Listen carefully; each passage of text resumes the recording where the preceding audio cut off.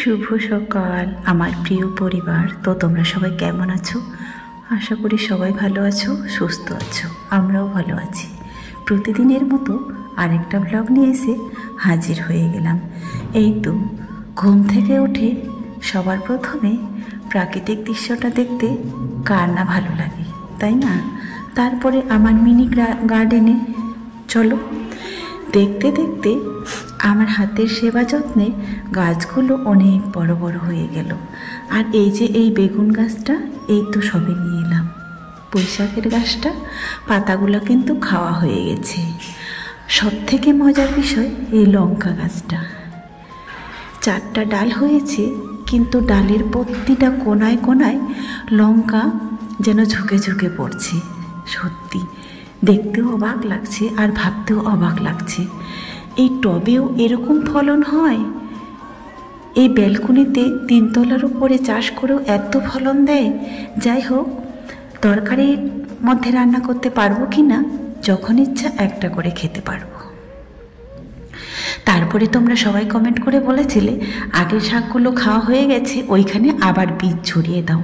এই যে তোমাদের কথা মতো আবার ছড়িয়ে দিয়েছি। হ্যাঁ, তবে একটা কথা, এবারের গাছগুলো যেন খুব দ্রুত উঠে গেল। আগের বারে যেন অনেক সময় লেগেছিল, কেন বলো তো?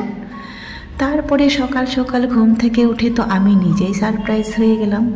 সকাল সকাল ঘুম থেকে উঠেই যে এত শাকসবজি চলে আসবে দেখতে পাবো, সেটা তো বন্ধুরা কল্পনাও করিনি। তো কি বলবো, এটা মোটামুটি আমার অনেক দিন চলে যাবে এই মাসের জন্য। আজকে আর ভাবতে হবে না। আজকে তো 16 তারিখ না 15 তারিখ? হ্যাঁ, আজকে 15 তারিখ। এই মাসের জন্য সবজির জন্য আর ভাবতে হবে না, মোটামুটি এই মাসটা চলে যাবে। তো চলো এবারে সবজিগুলো গুছিয়ে নিই। এই তো কালকেই শুধু ভাবছিলাম সুগারটাও আমার বেড়ে গেছে, তিতাও অনেক দিন ধরে খাওয়া হয়নি। আর বাস, এবার কচি কচি করলাগুলো নিয়ে এসছি। এগুলো আমি ভাবছি চাকমাদের মতো লবণ জল দিয়ে সেদ্ধ করে খাবো, চীনাদের মতো। চাইনিজ খাবার কেমন হয় বলো তো? আমার তো মনে হচ্ছে যখন সুগারটা বেড়ে যাচ্ছে আমি নাকি নিম পাতাও সহ খেয়ে নিই, এমন লাগে। সত্যি সুগারটা এমন একটা জিনিস, কন্ট্রোল না করতে পারলে মানে কি বলবো বলো তো, ভাষায় প্রকাশ করতে পারি না।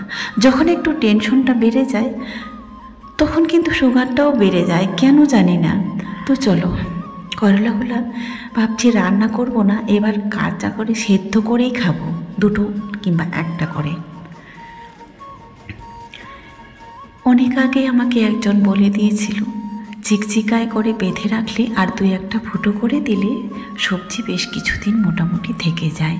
তো এখন তো শীতের সময় এমনিতেই থেকে যাবে, ওইভাবেই প্রসেস করে রেখে দিলাম। চলে এলাম রান্নাঘরে। চলো সবার প্রথমে উনানটা পরিষ্কার করে নিই।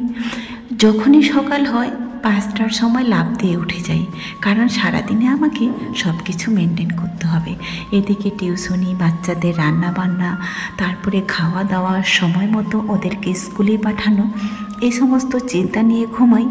আবার যখনই দেখি 5টা বেজে গেছে অ্যালার্ম দিয়ে রাখি, তখনই আবার লাফ দিয়ে উঠে যাই।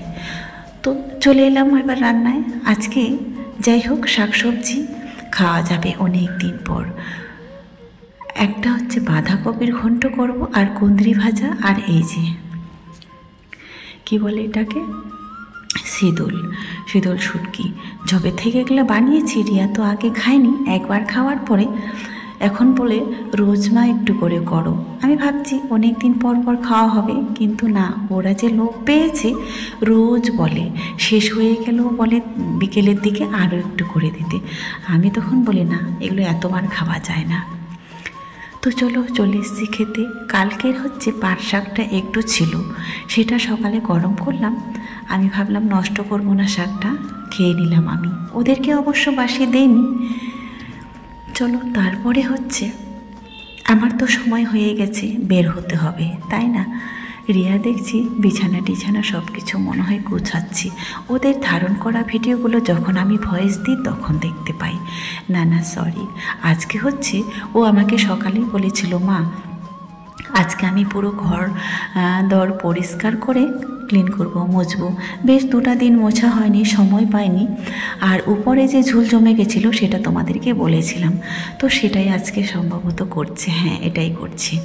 তো একটু সময় পেয়েছি, সময় পাওয়ার পর তো এটা করছি। মুছেও ছিল, পুরো ঘরগুলোই মুছেছিল। অনেকগুলো ঘর তো মুছতে কষ্টও হয়, ওদেরকে মুছতে দেইনি, আমি মুছি। কারণ এই কটা দিন আমার একটু চাপ পড়ে গেছে, আর দিনটাও তো ছোট হয়ে গেছে, তাই না? দেখবে এখন আগের থেকে দিনটা অনেকটাই ছোট হয়ে গেছে। এদিক সেদিক কাজবাজ করতে করতেই যেন সময়টা চলে যায়। কখন যে সময়টা হুট করে চলে যায় বোঝাও যায় না। তবে রাত্রিটা একটু বড় হয়েছে। তো চলো পরিষ্কার করে কি কি করছি দেখি। আমি তো ফোনটা রেখে যাই, তারপরে ওরাই ভিডিও করে রাখে। সারাদিনে যা হয় টুকিটাকি ওরাই করে, আমি যখন ঘরে আসি তখন আবার আমি করি। এভাবেই চলছে জীবন বন্ধুরা। জানি না আর কতদিন এইভাবে আমাকে খাটতে হবে। সবাই একটু ভালো সুদিনের আশায় বসে থাকে। আমি কিন্তু বন্ধুরা আকাশ ছোঁয়ার স্বপ্ন দেখিনি। আমি চাই ওরা দুজন শুধু একটু মানুষের মতো মানুষ হোক। আমার কর্তব্য যেটা সেটা আমি করে যাই। আমাকে এবার দেখবে কি দেখবে না সেটা তাদের পার্সোনাল ব্যাপার, কিন্তু আমার তো কর্তব্য এটাই, তাই না? আমার যেটা কর্তব্য সেটা আমি করে দিই। আমিও পারতাম ওদেরকে ছেড়ে অনেক কিছু করতে, ভালো থাকতে, সুখে থাকতে, কিন্তু না। কারণ যেহেতু ওদেরকে জন্ম দিয়েছি সেটা আমার পুরোপুরি দায়িত্ব। আমি কিভাবে মানুষ করব, আমার কষ্ট হোক সেটা যেন তারা না বুঝতে পারে, ওইভাবেই অতটুকুই চেষ্টা করি, যতটুকু সামর্থ্য দিয়েই চেষ্টা করি। এরপরে তো কিছুই করার নাই, যতটুকু যুদ্ধ করার ততটুকুই করি। এবার যদি জীবন দিয়েও করেছি বন্ধুরা, তোমরা তো দেখেছো মৃত্যুর সঙ্গে অনেকবার লড়াই করেছি, তাতেও কিন্তু চালিয়েছি।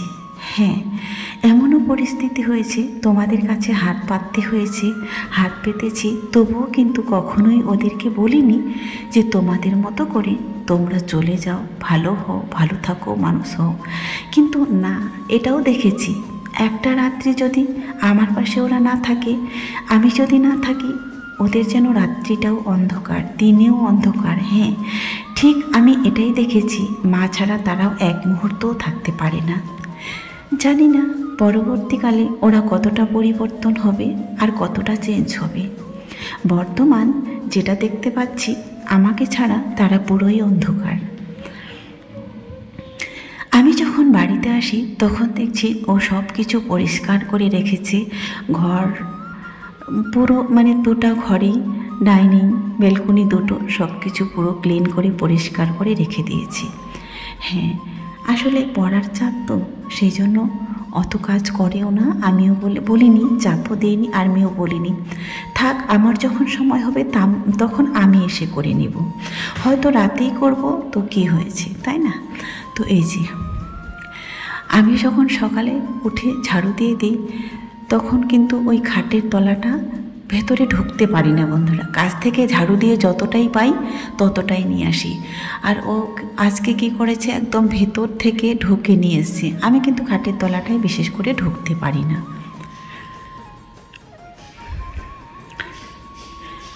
তো রাতের বেলা যেটা থাকে সেটাই তো আমরা খাই। তো বন্ধুরা সকাল থেকে তো একবারে ক্যামেরায় আসিনি, কথা বলিনি তোমাদের সঙ্গে। তো চলো, এখন বাজে হচ্ছে 12:30 বাজে, 1টা বাজতে যাচ্ছে আর কি। তো রান্নাবান্না বলতে সবজি কাটা পর্যন্ত তোমাদেরকে দেখালাম, আর রান্নাবান্না বলতে কিছুই দেখায়নি। তো চলো এখন রান্নাবান্নাটা করছি, কি করলাম তো সেটা তোমাদেরকে দেখাই। আর রান্না বলতে কি হয়েছে দেখাচ্ছি চলো। তখন কচি লতিগুলা কালকে যে গিয়েছিলাম ঘুরতে, তো সেদিক থেকে কিনে এনেছিলাম। আর শহরের মাঝখানে খুব একটা পাওয়া যায় না, ওই সাইডে পাওয়া যায় আর কি, গ্রাম সাইডে পাওয়া যায় ওগুলো। তো কচু বলো, কচু লতি বলো, এগুলো কিন্তু আমার খুব খেতে ভালো লাগে। কালকে রান্নাটা তোমাদেরকে দেখাতে পারিনি, তো কালকে একটু প্রচুর বিজি ছিলাম, তো ভিডিও করা হয়নি। আর ওরাও করে রাখেনি, ওরা অনেক সময় ভিডিও ধারণ করে রাখে, কিন্তু কালকে দেখছি কেউ ভিডিও করেনি।